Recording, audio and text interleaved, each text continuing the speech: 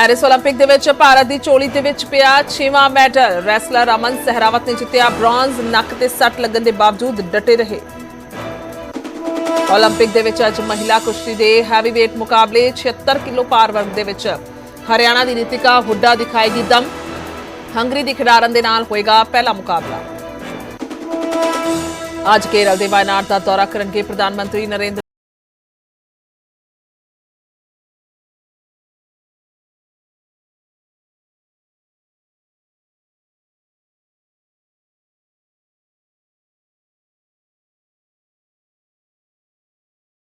ਜ਼ਮਾਨਤ।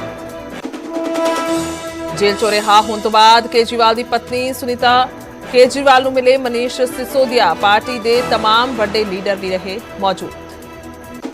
ਆਮ ਆਦਮੀ ਪਾਰਟੀ ਦਾ ਮਿਸ਼ਨ ਹਰਿਆਣਾ ਅੱਜ ਨਾਰਨੌਲ ਅਤੇ ਝੱਜਰ ਦੇ ਵਿੱਚ ਜਨਸਭਾ ਨੂੰ ਕਰਨਗੇ ਸੰਬੋਧਨ।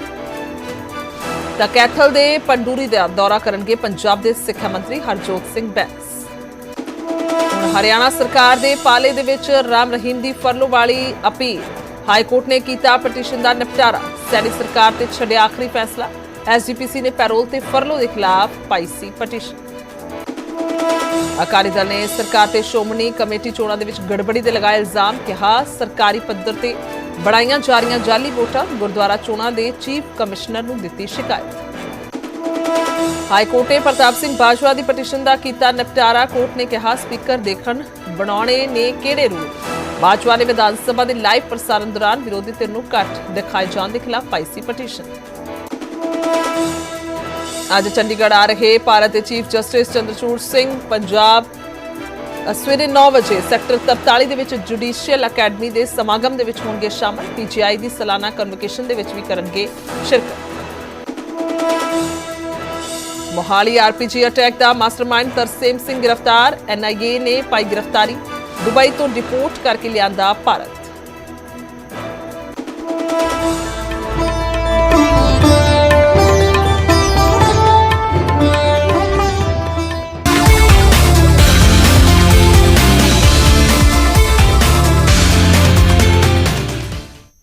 ਸਤਿ ਸ਼੍ਰੀ ਅਕਾਲ। ਨਿਊਜ਼ 18 ਪੰਜਾਬ ਹਰਿਆਣਾ ਦੇਖ ਰਹੇ ਸਾਰੇ ਦਰਸ਼ਕਾਂ ਦਾ ਸਵਾਗਤ ਹੈ। ਮੈਂ ਤੁਹਾਡੇ ਨਾਲ ਗੁਰਜੋਤ ਸੰਧੂ। ਤਾਂ ਸ਼ੁਰੂਆਤ ਕਰਾਂਗੇ ਬੁਲੇਟਿਨ ਦੀ।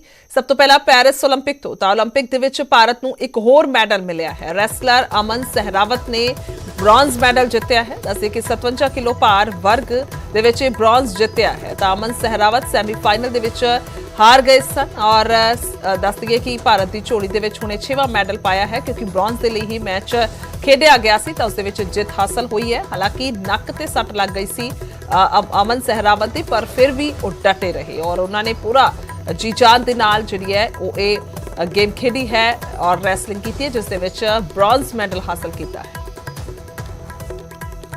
ਦੱਸ ਦਈਏ ਕਿ 57 ਕਿਲੋ ਭਾਰ ਵਰਗ ਦੇ ਵਿੱਚ ਇਹ ਬ੍ਰੌਂਜ਼ ਜਿੱਤਿਆ ਹੈ। 13-5 ਦੇ ਨਾਲ ਅਮਨ ਸਹਿਰਾਵਤ ਜਿੱਤੇ ਨੇ। ਸੈਮੀਫਾਈਨਲ ਦੇ ਵਿੱਚ ਹਾਰ ਗਏ ਸਨ ਜਾਪਾਨ ਦੇ ਖਿਡਾਰੀ ਤੋਂ ਔਰ ਇਸ ਵਾਰ ਜਿੱਤ ਹਾਸਲ ਹੋਈ ਹੈ ਔਰ ਭਾਰਤ ਦੀ ਝੋਲੀ ਦੇ ਵਿੱਚ 6ਵਾਂ ਮੈਡਲ ਪਾਇਆ ਹੈ। ਤਾਂ ਦ੍ਰੋਪਦੀ ਮੁਰਮੂ ਰਾਸ਼ਟਰਪਤੀ ਦੇ ਵੱਲੋਂ ਟਵੀਟ ਕੀਤਾ ਗਿਆ ਹੈ। ਉਹਨਾਂ ਨੇ ਇਹ ਲਿਖਿਆ ਹੈ, ਪੈਰਿਸ 올림픽 ਦੇ ਵਿੱਚ ਪੁਰਸ਼ਾਂ ਦੇ ਫ੍ਰੀ ਸਟਾਈਲ ਕੁਸ਼ਤੀ ਮੁਕਾਬਲੇ 'ਚ ਕਾਂਸੀ ਦਾ ਤਗਮਾ ਜਿੱਤਣ ਦੇ ਲਈ ਅਮਨ ਸਹਿਰਾਵਤ ਨੂੰ ਦਿਲੋਂ ਵਧਾਈਆਂ। ਖੇਡਾਂ ਦੇ ਵਿੱਚ ਸਭ ਤੋਂ ਘੱਟ ਉਮਰ ਦੇ ਪੁਰਸ਼ ਪਹਿਲਵਾਨਾਂ ਦੇ ਵਿੱਚੋਂ ਇੱਕ। ਉਸਨੇ ਆਪਣੇ ਪਹਿਲੇ 올림픽 ਦੇ ਵਿੱਚ ਇੱਕ ਮੈਡਲ ਜਿੱਤਿਆ ਹੈ। ਉਸ ਦੀ ਸਫਲਤਾ ਦੇ ਨਾਲ ਭਾਰਤ ਨੇ ਕੁਸ਼ਤੀ ਦੇ ਵਿੱਚ 올림픽 ਤਗਮੇ ਜਿੱਤਣ ਦੀ ਆਪਣੀ ਪਰੰਪਰਾ ਨੂੰ ਜਾਰੀ ਰੱਖਿਆ ਹੈ। ਤਾਂ ਇਸ ਤੋਂ ਇਲਾਵਾ ਪੀਐਮ ਨਰਿੰਦਰ ਮੋਦੀ ਦੇ ਵੱਲੋਂ ਵੀ ਕੰਗ੍ਰੈਚੁਲੇਸ਼ਨਸ ਕਿਹਾ ਗਿਆ ਹੈ, ਯਾਨੀ ਕਿ ਸਾਫ਼ ਤੌਰ ਤੇ ਉਹਨਾਂ ਨੇ ਕਿਹਾ more pride thanks to our wrestlers, congratulations to Aman Sehrawat for winning the bronze medal in the men's freestyle 57 kg at the Paris Olympic. His dedications reverences are clearly evident। ਤਾਂ ਇਹ ਕੁੱਲ ਮਿਲਾ ਕੇ ਉਹਨਾਂ ਨੇ ਕਿਹਾ ਕਿ ਸਾਡੇ ਪਹਿਲਵਾਨਾਂ ਨੇ ਹੋਰ ਮਾਣ ਵਧਾਇਆ ਹੈ। ਧੰਨਵਾਦ। ਪੈਰਿਸ 올림픽 ਦੇ ਵਿੱਚ ਪੁਰਸ਼ਾਂ ਦੇ ਫ੍ਰੀ ਸਟਾਈਲ 57 ਕਿਲੋਗ੍ਰਾਮ ਦੇ ਵਿੱਚ ਕਾਂਸੀ ਦਾ ਤਗਮਾ ਜਿੱਤਣ ਲਈ ਅਮਨ ਸਹਿਰਾਵਤ ਨੂੰ ਵਧਾਈ। ਉਸ ਦੀ ਲਗਨ ਸਪਸ਼ਟ ਤੌਰ ਤੇ ਦਿਖਾਈ ਦੇ ਰਹੀ ਹੈ। ਪੂਰਾ ਦੇਸ਼ ਇਸ ਸ਼ਾਨਦਾਰ ਕਾਰਨਾਮੇ ਦਾ ਜਸ਼ਨ ਮਨਾਉਂਦਾ ਹੈ। ਇਸ ਤੋਂ ਇਲਾਵਾ ਰਾਹੁਲ ਗਾਂਧੀ ਦੇ ਵੱਲੋਂ ਵੀ ਵਧਾਈਆਂ ਦਿੱਤੀਆਂ ਗਈਆਂ ਨੇ। ਤਾਂ ਸਭ ਤੋਂ ਘੱਟ ਉਮਰ ਦੇ ਪੁਰਸ਼ ਪਹਿਲਵਾਨਾਂ ਦੇ ਵਿੱਚੋਂ ਅਮਨ ਸਹਿਰਾਵਤ ਜਿਨ੍ਹਾਂ ਦੇ ਵੱਲੋਂ ਬ੍ਰੌਂਜ਼ ਮੈਡਲ ਹਾਸਲ ਕੀਤਾ ਗਿਆ ਔਰ ਇਸੇ ਦੇ ਚੱਲਦੇ ਇਹ ਬ੍ਰੌਂਜ਼ ਮੈਡਲ ਭਾਰਤ ਦਾ ਇਹ 6ਵਾਂ ਬ੍ਰੌਂਜ਼ ਮੈਡਲ ਹੈ। ਤਾਂ ਕੱਲ ਦੱਸ ਦਈਏ ਕਿ ਇੱਕ ਵੱਡੀ ਖੁਸ਼ੀ ਮਿਲਦੀ ਹੈ ਜਦੋਂ ਖਾਸ ਤੌਰ ਤੇ ਨੀਰਜ ਚੋਪੜਾ ਨੂੰ ਸਿਲਵਰ ਮੈਡਲ ਮਿਲਿਆ। ਹਾਲਾਂਕਿ ਉਹ ਗੋਲਡ ਤੋਂ ਖੁੰਝ ਗਏ ਪਰ ਦੂਸਰੇ ਪਾਸੇ ਸਿਲਵਰ ਜਿਹੜਾ ਜ਼ਰੂਰ ਉਹਨੇ ਜਿੱਤਿਆ ਔਰ ਅਮਨ ਸਹਿਰਾਵਤ ਨੇ ਵੀ ਬ੍ਰੌਂਜ਼ ਮੈਡਲ ਹਾਸਲ ਕੀਤਾ ਹੈ। पूरी लगन दे नाल। बहुत बढ़िया लग रहा है। इब्बा तो मन खुद ने विश्वास नहीं हो रहा कि 3-4 दिन तो मन ने भी समझ में लगे भाई तेने मेडल जीते लिया आखिर में ओलंपिक में। बस यही सोच के आए थे कि भाई पहले तो 2 मिनट नंबर नहीं देना किसी का। वो जो सेमीफाइनल में आ रहा था वो शुरू में जाते ही मतलब 4 नंबर चले गए इतना बड़े कंपटीशन में, तो पजल हो गया भाई कैसे नंबर लूँ भी ओलंपिक में। ऐसे सब देख रहे हैं देशवासी, अब क्या करूँ क्या, मैं समझ में नहीं आया क्या करूँ। ये चल रहा था मतलब वो प्रेशर भी था भाई। हाँ एक लब मेरे मन में तो नहीं, 2-3 और होते तो ठीक से, मतलब एक लिए भाई अब तो मेडल लेके आना है बस।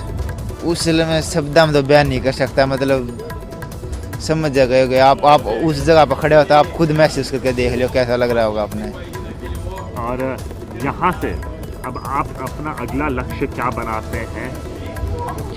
यहाँ से अगला लक्ष्य तो 2028 का है और 2026 में एशियन गेम्स हैं। ਤਾਂ ਰੈਸਲਰ ਅਮਨ ਸਹਿਰਾਵਤ ਦਾ ਕਹਿਣਾ ਹੈ ਕਿ ਉਹਨਾਂ ਨੂੰ ਖੁਦ ਯਕੀਨ ਨਹੀਂ ਆ ਰਿਹਾ ਕਿ ਉਹਨਾਂ ਨੇ ਮੈਡਲ ਜਿੱਤ ਲਿਆ ਹੈ। ਔਰ ਕੁੱਲ ਮਿਲਾ ਕੇ ਦੱਸਦੇ ਕਿ ਅਮਨ ਸਹਿਰਾਵਤ ਨੇ ਫ੍ਰੀ ਸਟਾਈਲ 57 ਕਿਲੋ ਕੈਟਾਗਰੀ ਦੇ ਵਿੱਚ ਪਿਊਟਰੋ ਰੀਕੋ ਦੇ ਡਰਲਿਨ ਤੁਈ ਕਰੂਜ਼ ਨੂੰ ਹਰਾਇਆ ਹੈ, 13-5 ਦੇ ਨਾਲ ਹਰਾਇਆ ਹੈ।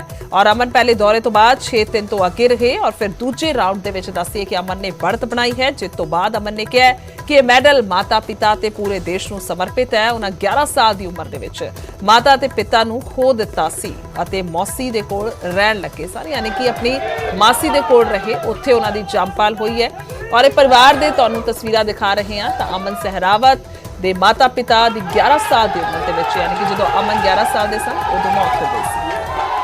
क्या है जैसे ये छोटे वजन है, पहले दिन का जो वजन है वो बड़े आसानी से आ जाता है, लेकिन फिर 3 कुश्ती हुई, बीच बीच में खाना पीना होता रहा, सारा दिन कुश्ती चलती है, फिर शाम को जब देखते हैं तो वजन वाकई बढ़ा हुआ मिलेगा।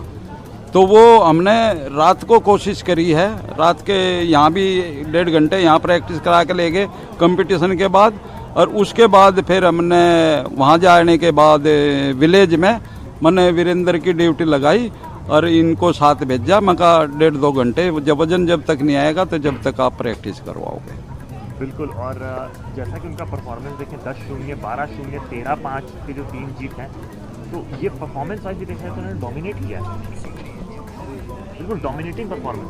नहीं, बहुत अच्छी परफॉर्मेंस थी, लेकिन हमारी उम्मीद और बड़ी थी, उसमें हम कामयाब नहीं हो पाए। लेकिन ये अमन ने वादा किया है कि मैं अगले ओलंपिक में जरूर गोल्ड लेकर आऊँगा।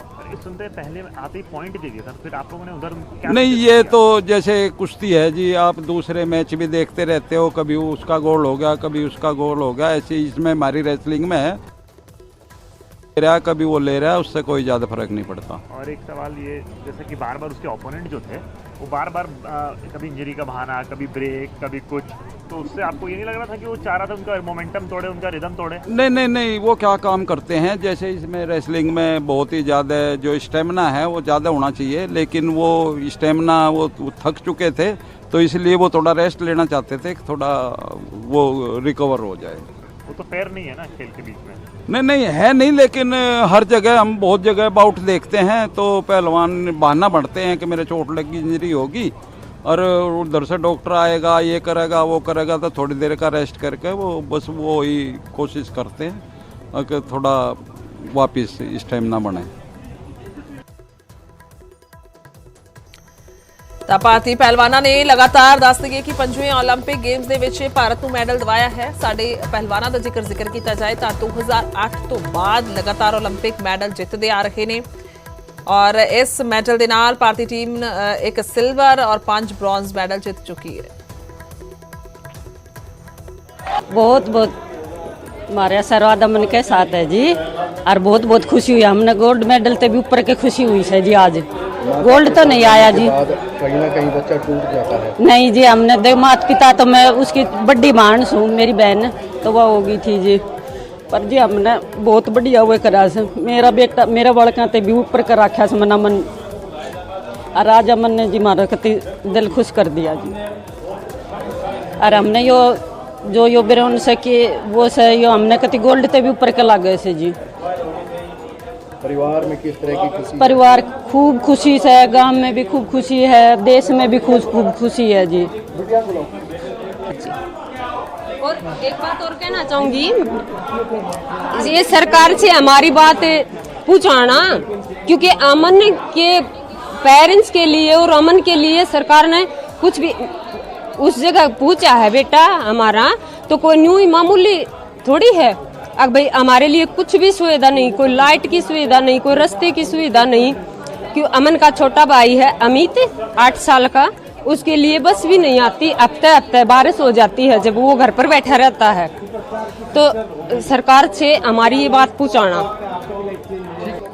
जियो ओलंपिक के साथ गोल्ड के साथ काम कर दिया, कल चूक होगी, हमने भरोसा था हमारा भाई पे गोल्ड लेके होगा, लेकिन कल वाली वो दुख था ना हमारा, वो दूर कर दिया बाबा ने और हमारे भाई ने। एक तरफा मैच आज भी दिखा दिया, कल भी थी, वो चूक होगी और इंडिया को एक नहीं कई गोल्ड देगा।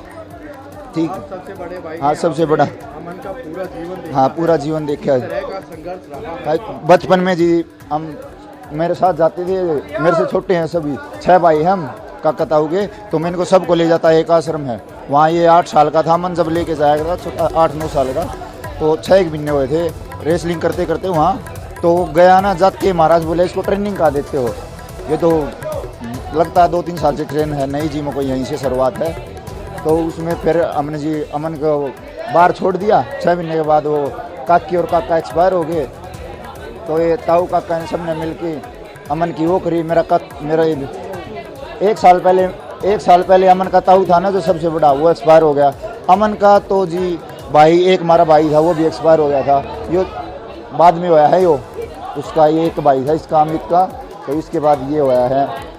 तो उम्मीद फिर से आ गई थी इतनी 12 चोट होने के बाद। और अमन में देखे जी अनुशासन प्लेयर में सबसे बेस्ट होनी चाहिए, वो अमन में है जी। अमन में कूट कर भरा है अनुशासन। घर पे आता है तो साल में 1 या 2 बार त्यौहार पे आता है, एक दिन, उस दिन भी घर पे मेहनत करता है अखाड़े में जाके यहाँ आश्रम में, और सीधा फिर वापस चला जाता है।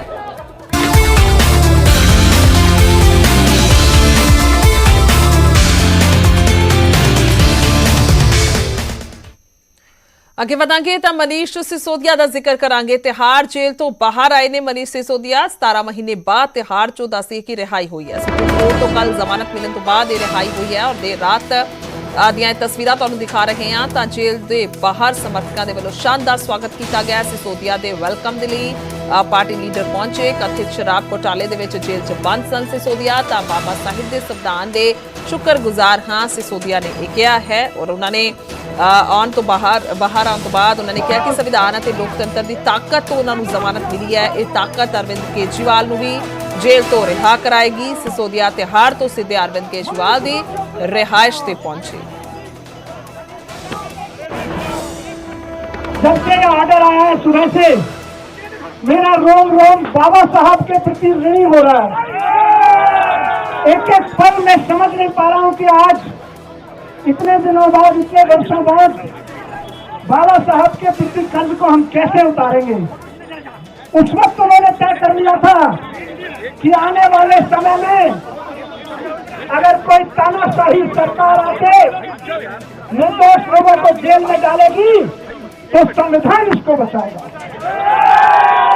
आज मैं बाहर आया हूं तो आपके प्यार की बदौलत, आपके प्यार के साथ साथ भगवान के आशीर्वाद की बदौलत, सच्चाई की ताकत की बदौलत, और सबसे बड़ी चीज जो बाबा साहब ने जो सपना देखा था कि कोई तानाशाही सरकार आएगी तो तानाशाही भरे कानून बना के जब नेताओं को, विपक्ष के लोगों को जेल में डालेगी तो इस देश का वो संविधान जो बाबा साहब ने बनाया था उनकी रक्षा करेंगे। बड़ी खुशी की बात है आम आदमी पार्टी के लिए कि 17 महीने बाद हमारे बड़े लीडर मनीष सिसोदिया जी, जिन्होंने दिल्ली के बच्चों को तो शिक्षा देने का काम किया ही किया, और पूरे देश में अगर आज किसी इलेक्शन में यहाँ आम आदमी पार्टी नहीं भी इलेक्शन लड़ती, शिक्षा मुद्दा बना तो सिर्फ मनीष सिसोदिया जी की वजह से, और आज उनकी सच्चाई की जीत हुई है।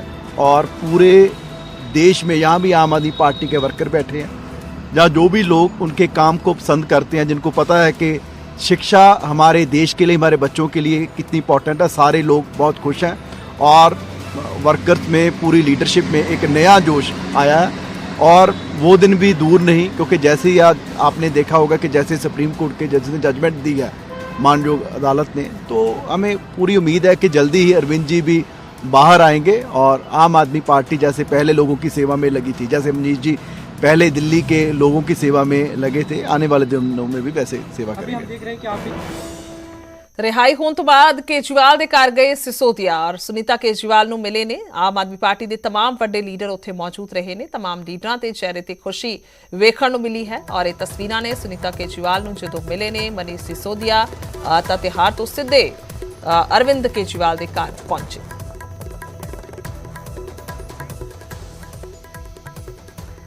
ਤਾਂ 17 ਮਹੀਨੇ ਬਾਅਦ ਮਨੀਸ਼ ਸਿਸੋਦੀਆ ਦੀ ਤਿਹਾੜ ਜੇਲ੍ਹ ਦੇ ਵਿੱਚ ਰਿਹਾਈ ਹੋਈ ਹੈ ਔਰ ਸੁਪਰੀਮ ਕੋਰਟ ਦੇ ਵੱਲੋਂ ਕਥਿਤ ਸ਼ਰਾਬ ਘੁਟਾਲੇ ਦੇ ਵਿੱਚ ਜ਼ਮਾਨਤ ਮਿਲਣ ਤੋਂ ਬਾਅਦ ਉਹਨਾਂ ਦੀ ਰਿਹਾਈ ਸੰਭਵ ਹੋਈ ਹੈ। ਇਹ ਰਿਪੋਰਟ।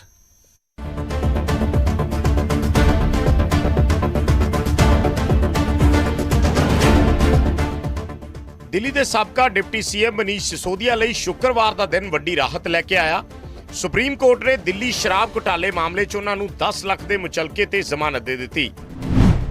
ਸ਼ਰਾਬ ਘੁਟਾਲੇ ਮਾਮਲੇ 'ਚ ਸਿਸੋਦੀਆ ਨੂੰ 26 ਫਰਵਰੀ 2023 ਨੂੰ ਗ੍ਰਿਫਤਾਰ ਕੀਤਾ ਗਿਆ ਸੀ ਤੇ ਹੁਣ 17 ਮਹੀਨੇ ਬਾਅਦ ਉਹਨਾਂ ਨੂੰ ਜ਼ਮਾਨਤ ਮਿਲੀ ਹੈ।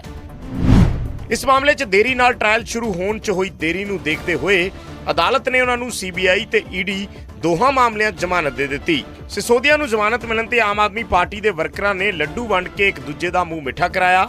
ਆਪ ਦੇ ਰਾਜ ਸਭਾ ਐਮਪੀ ਸੰਜੇ ਸਿੰਘ ਨੇ ਸੁਪਰੀਮ ਕੋਰਟ ਦੇ ਇਸ ਫੈਸਲੇ ਨੂੰ ਲੋਕਤੰਤਰ ਦੀ ਜਿੱਤ ਦੱਸਿਆ ਤੇ ਪੁੱਛਿਆ ਕਿ ਬਿਨਾਂ ਸਬੂਤਾਂ ਦੇ ਜੇਲ੍ਹ 'ਚ ਰੱਖਣ ਕਾਰਨ ਸਿਸੋਦੀਆ ਦੇ ਬਰਬਾਦ ਹੋਏ 17 ਮਹੀਨਿਆਂ ਲਈ ਜ਼ਿੰਮੇਵਾਰ ਕੌਣ ਹੈ। ਉਧਰ ਇਸ ਵਿਚਾਲੇ ਦਿੱਲੀ ਦੇ ਕੈਬਨਿਟ ਮੰਤਰੀ ਆਤਿਸ਼ੀ ਭਾਵੁਕ ਹੋ ਗਏ ਤੇ ਸਿਸੋਦੀਆ ਨੂੰ ਸਿੱਖਿਆ ਦਾ ਜਨਕ ਦੱਸ ਕੇ ਸੁਪਰੀਮ ਕੋਰਟ ਦੇ ਫੈਸਲੇ ਨੂੰ सच्चाई दी जित दस्या। मैं सिर्फ ये पूछना चाहता हूं कि भारत के प्रधानमंत्री क्या अब इस बात का जवाब देंगे कि सिसोदिया की जिंदगी के 17 महीने जो बर्बाद हुए उसके लिए जिम्मेदार कौन है। कोई तथ्य नहीं था, कोई प्रमाण नहीं था, कोई सबूत नहीं था, बावजूद इसके आपने उनको जेल में रखा। कौन जिम्मेदार है इसके लिए? तो इसलिए ये भारत की सरकार की तानाशाही पर जोरदार तमाचा है। माननीय सर्वोच्च न्यायालय का यह फैसला निश्चित रूप से देश के लोकतंत्र और न्याय व्यवस्था की जीत है। एक झूठे केस में फंसाकर जेल में रखा गया। आज का दिन भारत के इतिहास में, भारत की शिक्षा व्यवस्था के इतिहास में जाएगा कि उस शिक्षा क्रांति के जनक की आज बेल हुई, आज सच्चाई की जीत हुई, शिक्षा की जीत हुई, दिल्ली के बच्चों की जीत हुई। सिसोदिया ਨੂੰ ਬੇਲ ਮਿਲਣ ਦੀ ਮੁੱਖ ਮੰਤਰੀ ਭਗਵੰਤ ਮਾਨ ਨੇ ਵੀ ਖੁਸ਼ੀ ਜਤਾਈ ਤੇ ਟਵੀਟ ਕਰਕੇ ਲਿਖਿਆ ਕਿ ਸੱਚਾਈ ਦੀ ਜਿੱਤ ਹੈ, ਮਨੀਸ਼ ਸਿਸੋਦੀਆ ਜੀ ਦੀ ਜ਼ਮਾਨਤ। ਕੇਜਰੀਵਾਲ ਦੇ ਪਤਨੀ ਸੁਨੀਤਾ ਕੇਜਰੀਵਾਲ ਨੇ ਵੀ ਟਵੀਟ ਕਰਕੇ ਲਿਖਿਆ ਕਿ ਰੱਬ ਦੇ ਘਰ ਦੇਰ ਹੈ, ਹਨੇਰ ਨਹੀਂ। ਸਿਸੋਦੀਆ ਨੂੰ ਜ਼ਮਾਨਤ ਮਿਲਣ ਦੀ ਜਿੱਥੇ ਆਮ ਆਦਮੀ ਪਾਰਟੀ ਨੇ ਖੁਸ਼ੀ ਮਨਾਈ ਤਾਂ ਭਾਜਪਾ ਦੇ ਨਿਸ਼ਾਨੇ ਵੀ ਤਿੱਖੇ ਹੋ ਗਏ ਅਤੇ ਕਿਹਾ ਕਿ ਜ਼ਮਾਨਤ ਮਿਲਣਾ ਸੁਭਾਵਿਕ ਹੈ ਪਰ ਇਸ ਦਾ ਮਤਲਬ ਅਪਰਾਧ ਮੁਕਤ ਹੋਣਾ नहीं है। बेल मिलना बहुत स्वाभाविक बात है, इसका अर्थ कतई ही नहीं है कि वो अपराध मुक्त हैं। दिल्ली की जनता के साथ आम आदमी पार्टी की नेतृत्व ने, खुद माननीय मनीष सिसोदिया जी ने, माननीय मुख्यमंत्री अरविंद केजरीवाल जी ने घोटाले पे घोटाला करा है, विश्वासघात पर विश्वासघात करा है। शराब घोटाला तो एक लंबी श्रृंखला का केवल एक अंग है। शराब घोटाला, क्लासरूम घोटाला। ਸੁਪਰੀਮ ਕੋਰਟ ਨੇ ਸਿਸੋਦੀਆ ਨੂੰ ਜ਼ਮਾਨਤ ਦੇਣ ਦੇ ਨਾਲ ਕੁਝ ਅਹਿਮ ਟਿੱਪਣੀਆਂ ਵੀ ਕੀਤੀਆਂ ਨੇ। ਉਹਨਾਂ ਕਿਹਾ ਹੈ ਕਿ ਸਿਸੋਦੀਆ ਸਕੱਤਰੇਤ ਜਾ ਸਕਦੇ ਨੇ, ਸੀਐਮ ਦਫ਼ਤਰ ਜਾਣ ਤੇ ਵੀ ਕੋਈ ਰੋਕ ਨਹੀਂ, ਬਿਨਾਂ ਟ੍ਰਾਇਲ ਸਜ਼ਾ ਨਹੀਂ ਦਿੱਤੀ ਜਾ ਸਕਦੀ। ਹੇਠਲੀ ਅਦਾਲਤ 'ਚ ਰਾਈਟ ਟੂ ਸਪੀਡੀ ਟ੍ਰਾਇਲ ਦੀ ਅਣਦੇਖੀ ਹੋਈ। ਹੇਠਲੀ ਅਦਾਲਤ ਨੇ ਮੈਰਿਟ ਤੇ ਬੇਲ ਰੱਦ ਨਹੀਂ ਕੀਤੀ। 18 ਮਹੀਨੇ 'ਚ ਵੀ ਟ੍ਰਾਇਲ ਸ਼ੁਰੂ ਨਹੀਂ ਹੋਇਆ। ਤੁਰੰਤ ਸੁਣਵਾਈ ਦੇ ਅਧਿਕਾਰ ਤੋਂ ਵਾਂਝਾ ਕੀਤਾ ਗਿਆ। ਜ਼ਮਾਨਤ ਨਿਯਮ ਹੈ ਤੇ ਜੇਲ੍ਹ ਕਿਸੇ ਮਾਮਲੇ 'ਚ ਹੋ ਸਕਦੀ ਹੈ। ਮਾਮਲੇ 493 ਗਵਾਹ ਨੇ, ਹਜ਼ਾਰਾਂ ਪੇਜਾਂ ਦੇ ਦਸਤਾਵੇਜ਼ ਨੇ। ਭਵਿੱਖ 'ਚ ਮਾਮਲੇ ਦੀ ਸਮਾਪਤੀ ਦੀ ਕੋਈ ਸੰਭਾਵਨਾ ਨਹੀਂ। ਹਾਲਾਂਕਿ ਕੋਰਟ ਨੇ ਕਿਹਾ ਕਿ ਮਨੀਸ਼ ਸਿਸੋਦੀਆ ਸਮਾਜ 'ਚ ਸਨਮਾਨਿਤ ਵਿਅਕਤੀ ਨੇ ਤੇ ਉਹਨਾਂ ਦੇ ਕਿਤੇ ਭੱਜਣ ਦਾ ਵੀ ਖਦਸ਼ਾ ਨਹੀਂ, ਪਰ ਨਾਲ 2 ਸ਼ਰਤਾਂ ਵੀ ਲਾਈਆਂ ਤੇ ਕਿਹਾ ਕਿ ਸਿਸੋਦੀਆ ਨੂੰ ਆਪਣਾ ਪਾਸਪੋਰਟ ਜਮ੍ਹਾਂ ਕਰਾਉਣਾ ਹੋਏਗਾ, ਨਾਲ ਹੀ ਹਰ ਸੋਮਵਾਰ ਤੇ ਵੀਰਵਾਰ ਥਾਣੇ 'ਚ ਜਾ ਕੇ ਹਾਜ਼ਰੀ ਵੀ ਲਗਵਾਉਣੀ ਹੋਏਗੀ। Bureau report news 18 Punjab. ਅੱਗੇ ਵਧਾਂਗੇ ਤਾਂ ਡੇਰਾ ਸੱਚਾ ਸੌਦਾ ਦੇ ਮੁਖੀ ਰਾਮ ਰਹੀਮ ਦੀ ਫਰਲੋ ਵਾਲੀ ਅਪੀਲ ਹੁਣ ਹਰਿਆਣਾ ਸਰਕਾਰ ਦੇ ਪਾਲੇ ਦੇ ਵਿੱਚ ਹੈ। ਹਾਈ ਕੋਰਟ ਨੇ ਐਸਜੀਪੀਸੀ ਦੀ ਪਟੀਸ਼ਨ ਦਾ ਨਿਪਟਾਰਾ ਕਰਦਿਆਂ ਫੈਸਲਾ ਹਰਿਆਣਾ ਸਰਕਾਰ ਤੇ ਛੱਡ ਦਿੱਤਾ ਹੈ। ਰਾਮ ਰਹੀਮ ਦੀ ਫਰਲੋ ਤੇ ਆਖਰੀ ਫੈਸਲਾ ਹੁਣ ਹਰਿਆਣਾ ਦੀ ਸਰਕਾਰ ਨੇ ਹੀ ਕਰਨਾ ਹੈ। ਹਾਈ ਕੋਰਟ ਨੇ ਇਸ ਤੇ ਮੋਹਰ ਲਾ ਦਿੱਤੀ ਹੈ। ਐਸਜੀਪੀਸੀ ਨੇ ਰਾਮ ਰਹੀਮ ਨੂੰ ਵਾਰ-ਵਾਰ ਮਿਲ ਰਹੀ ਫਰਲੋ ਅਤੇ ਪੈਰੋਲ ਤੇ ਇਤਰਾਜ਼ ਪ੍ਰਗਟ ਕਰਦਿਆਂ ਹਾਈ ਕੋਰਟ ਦੇ ਵਿੱਚ ਪਟੀਸ਼ਨ ਪਾਈ ਸੀ। ਕੋਰਟ ਨੇ ਦੋਵੇਂ ਧਿਰਾਂ ਦੀਆਂ ਦਲੀਲਾਂ ਸੁਣਨ ਤੋਂ ਬਾਅਦ ਫੈਸਲਾ ਦਿੱਤਾ ਕਿ ਰਾਮ ਰਹੀਮ ਦੀ ਫਰਲੋ ਦਾ ਫੈਸਲਾ ਹਰਿਆਣਾ ਦੀ ਸਰਕਾਰ ਨੇ ही कानून के मुताबिक करना है। अब आज ये फैसला सुनाया है कि जो भी एक्ट पैरोल एक्ट के तहत गुड प्रिजनर एक्ट के तहत जो भी इनकी बनती है लॉ के अंडर आपने उनको वैसे ही जी 21 दिन की फरलो अप्लाई की हुई। ਹਾਈ ਕੋਰਟ ਨੇ ਹਰਿਆਣਾ ਸਰਕਾਰ ਤੋਂ ਅਜਿਹੇ ਹੋਰ ਲੋਕਾਂ ਦੀ ਲਿਸਟ ਵੀ ਮੰਗੀ ਸੀ ਜਿਨ੍ਹਾਂ ਨੂੰ ਇਸ ਤਰ੍ਹਾਂ ਦੀ ਸਹੂਲਤ ਦਿੱਤੀ ਗਈ ਹੈ। ਰਾਮ ਰਹੀਮ ਵੱਲੋਂ ਕੇਸ ਲੜ ਰਹੇ ਵਕੀਲਾਂ ਨੇ ਦਾਅਵਾ ਕੀਤਾ ਕਿ ਰਾਮ ਰਹੀਮ ਨੂੰ ਕੋਈ ਵੀ ਸਹੂਲਤ ਕਾਨੂੰਨ ਦੇ ਦਾਇਰੇ ਤੋਂ ਬਾਹਰ ਜਾ ਕੇ नहीं मिल रही। कानून के तहत 10 सप्ताह की पैरोल और 3 सप्ताह की फरलो 91 डेज लीगली कन्विक्शन के बाद 1 साल बाद फरलो ड्यू हो जाती है, 3 साल बाद 1 साल बाद पैरोल ड्यू हो जाती है, 3 साल बाद फरलो ड्यू हो जाती है। तो जो भी दी जा रही थी that was with in the parameter of law, कानूनी दी जा रही है। रेप ਅਤੇ ਕਤਲ ਦੇ ਮਾਮਲੇ ਦੇ ਵਿੱਚ ਰੋਹਤਕ ਦੀ ਸੁਨਾਰੀਆ ਜੇਲ੍ਹ ਦੇ ਵਿੱਚ ਬੰਦ ਰਾਮ ਰਹੀਮ ਨੂੰ ਹੁਣ ਤੱਕ 9 ਵਾਰ ਜੇਲ੍ਹ ਦੇ ਵਿੱਚੋਂ ਛੁੱਟੀ ਮਿਲ ਚੁੱਕੀ ਹੈ। ਸਭ ਤੋਂ ਪਹਿਲਾਂ 24 ਅਕਤੂਬਰ 2020 ਨੂੰ ਇੱਕ ਦਿਨ ਅਤੇ ਫਿਰ 21 ਮਈ 2021 ਨੂੰ ਇੱਕ ਦਿਨ ਦੀ ਛੁੱਟੀ ਮਿਲੀ ਸੀ। ਉਸ ਤੋਂ ਬਾਅਦ 15 ਅਕਤੂਬਰ 2022 ਨੂੰ ਰਾਮ ਰਹੀਮ ਨੂੰ 40 ਦਿਨ ਦੇ ਲਈ ਜੇਲ੍ਹ ਤੋਂ ਛੁੱਟੀ ਮਿਲ ਗਈ। ਫਿਰ 7 ਫਰਵਰੀ 2022 ਨੂੰ 21 ਦਿਨ, 17 ਜੂਨ 2022 ਨੂੰ 30 ਦਿਨ ਅਤੇ 21 ਜਨਵਰੀ 2023 ਨੂੰ 40 ਦਿਨ ਦੇ ਲਈ ਰਾਮ ਰਹੀਮ ਜੇਲ੍ਹ ਤੋਂ ਬਾਹਰ ਨਿਕਲਿਆ। ਇਸ ਤੋਂ ਬਾਅਦ 20 ਜੁਲਾਈ 2023 ਨੂੰ 30 ਦਿਨ ਅਤੇ 21 ਨਵੰਬਰ 2023 ਨੂੰ 21 ਦਿਨ ਦੇ ਲਈ ਰਾਮ ਰਹੀਮ ਜੇਲ੍ਹ ਤੋਂ ਬਾਹਰ ਆਇਆ ਸੀ ਅਤੇ ਫਿਰ ਇਸੇ ਸਾਲ 19 ਜਨਵਰੀ ਨੂੰ ਰਾਮ ਰਹੀਮ ਨੂੰ ਪੂਰੇ 60 ਦਿਨ ਦੇ ਲਈ ਜੇਲ੍ਹ ਤੋਂ ਛੁੱਟੀ ਮਿਲ ਗਈ। ਰਾਮ ਰਹੀਮ ਨੇ ਇੱਕ ਵਾਰ ਫਿਰ ਤੋਂ 21 ਦਿਨ ਦੀ ਫਰਲੋ ਲਈ ਅਪਲਾਈ ਕੀਤਾ ਹੈ, ਜਿਸ ਤੇ ਫੈਸਲਾ ਹਰਿਆਣਾ ਸਰਕਾਰ ਨੇ ਕਰਨਾ ਹੈ। ਚੰਡੀਗੜ੍ਹ ਤੋਂ ਉਮੇਸ਼ ਸ਼ਰਮਾ, न्यूज़ 18। ਅੱਗੇ ਵਧਾਂਗੇ ਉਧਰ ਐਸਜੀਪੀਸੀ ਚੋਣਾਂ ਦੇ ਵਿੱਚ ਗੜਬੜੀ ਦੇ ਇਲਜ਼ਾਮ ਲਗਾਏ ਗਏ ਨੇ। ਅਕਾਲੀ ਦਲ ਨੇ ਸਰਕਾਰ ਤੇ ਵੱਡਾ ਇਲਜ਼ਾਮ ਲਗਾਇਆ। ਐਸਜੀਪੀਸੀ ਚੋਣਾਂ ਦੇ ਵਿੱਚ ਜਾਲੀ ਵੋਟਾਂ ਬਣਾਈਆਂ ਜਾ ਰਹੀਆਂ ਨੇ। ਸ਼੍ਰੋਮਣੀ ਅਕਾਲੀ ਦਲ ਦਾ ਇਲਜ਼ਾਮ ਹੈ ਸਰਕਾਰੀ ਪੱਧਰ ਤੇ ਵੱਡੀ ਗੜਬੜੀ ਸਾਹਮਣੇ ਆਈ ਹੈ। ਸ਼੍ਰੋਮਣੀ ਅਕਾਲੀ ਦਲ ਦੇ ਵੱਲੋਂ ਗੁਰਦੁਆਰਾ ਚੋਣਾਂ ਦੇ ਚੀਫ ਕਮਿਸ਼ਨਰ ਨੂੰ ਸ਼ਿਕਾਇਤ ਕੀਤੀ ਗਈ ਹੈ। ਅਕਾਲੀ ਦਲ ਨੇ ਸੋਸ਼ਲ ਮੀਡੀਆ ਪੋਸਟ ਦਾ ਹਵਾਲਾ ਦਿੱਤਾ ਹੈ। ਸਰਕਾਰ ਦੀ ਸ਼ਹਿ ਤੇ ਜਾਲੀ ਵੋਟਾਂ ਬਣਾਈਆਂ ਜਾ ਰਹੀਆਂ ਨੇ। ਸ਼੍ਰੋਮਣੀ ਅਕਾਲੀ ਦਲ ਨੇ ਕਿਹਾ ਹੈ ਜਾਂਚ ਤੋਂ ਬਾਅਦ ਦੋਸ਼ੀ ਅਫਸਰਾਂ ਤੇ ਕਾਰਵਾਈ ਹੋਵੇ। 16 ਸਤੰਬਰ ਤੱਕ ਦੱਸਿਆ ਕਿ ਐਸਜੀਪੀਸੀ ਦੇ ਲਈ ਵੋਟਾਂ ਬਣਾਈਆਂ ਜਾਣ।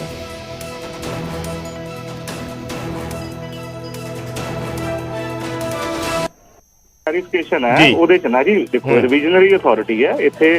ਹੁਣ ਤੁਸੀਂ ਜਿਹੜੀਆਂ ਵੋਟਾਂ ਆਪਣੀਆਂ ਬੰਦੀਆਂ ਲੋਕ ਸਭਾ ਜਾਂ ਵਿਧਾਨ ਸਭਾ ਦੀਆਂ, ਹਰ ਇੱਕ ਨੂੰ ਅਧਿਕਾਰ ਹੈ ਅਪਲਾਈ ਕਰਨ ਦਾ ਜੀ। ਉਸ ਤੋਂ ਬਾਅਦ ਅਸੀਂ ਚੈੱਕ ਕਰਦੇ ਹਾਂ, ਜੇ ਠੀਕ ਹੈ ਤੇ ਉਹਨੂੰ ਵੋਟ ਦਾ ਅਧਿਕਾਰ ਦਿੰਦੇ ਆ, ਜੇ ਨਹੀਂ ਹੈ ਤਾਂ ਡਿਲੀਟ ਕਰ ਦਿੰਦੇ ਆ। ਅਸੀਂ ਇਹ 'ਚ ਵੀ ਇਹੀ ਕਰਨਾ।